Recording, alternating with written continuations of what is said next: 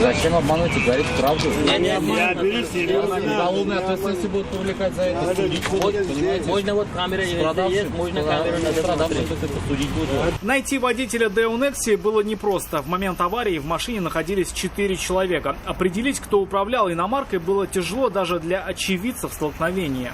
Они все же на одно лицо думают для нас. Вот они какого-то терпилу нашли, который сейчас у водителя. То есть они все разбежались, что ли, там, или что там было? Нет, они все побежали, тут все выскочили, начали орать.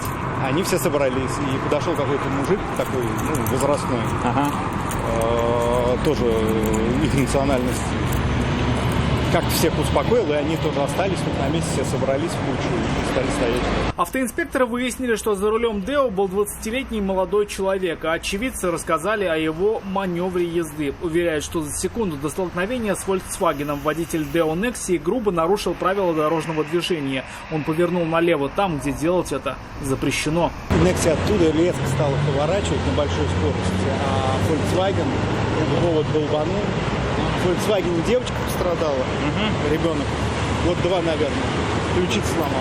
3-летнюю девочку госпитализировали, других пострадавших не было, кроме самого водителя Некси. Все это время он в плохом самочувствии лежал в салоне другой иномарки. Правда, за помощью к медикам обращаться не стал. Вы были за рулем Некси? Вы поворачивали налево, что ли, не пропустили, как все было? Вы сейчас в больницу поедете? Не поедете, да? Какое наказание понесет водитель Део, будет зависеть от тяжести травм, полученных 3-летним ребенком. Рамиль Шайдуль, Найрат Назипов, Наиль Абдуллин. Вызов 112.